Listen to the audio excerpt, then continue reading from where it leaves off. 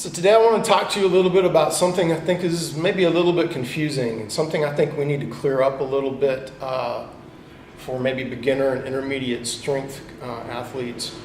There's a lot of things that work. There's a lot of ways to skin a cat.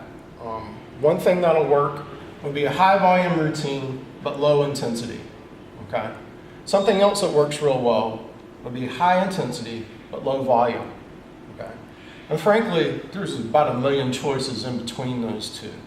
So you can go sort of medium in volume and sort of medium in intensity, and that's fine. Anywhere along this line, a lot of things will work. Okay.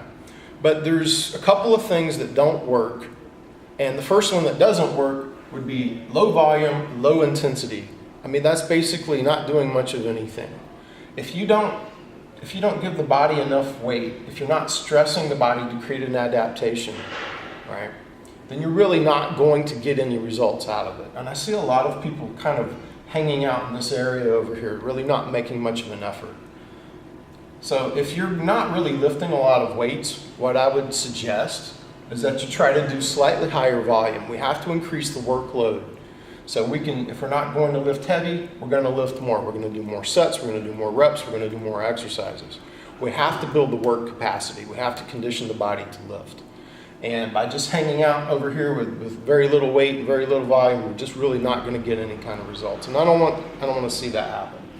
But now conversely, we've also got some people, especially more and more lately in the past few years, that consider, all the weight, all the time, never stop, never put it down, no break, no deload, no nothing. And you know what? That doesn't work very well either. That's just really not very intelligent training.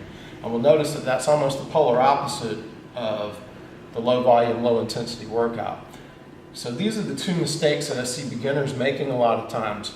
They'll either start down here and they're too cautious so they don't get any results, they don't make any adaptation, or they throw themselves directly into the deep end with high intensity, high volume, and that doesn't work very well either. So what you need to do when you pick a plan at the beginning is choose something along this line, okay? Maybe around the middle is fine, high intensity but low volume is good. High volume, low intensity, that's good too. Some of these are slightly better than others, obviously, depending on who you are and your age and things like that. But as long as you're along this line, your plan is probably pretty good, and it probably worked for at least someone. So give it a shot and let me know what you think.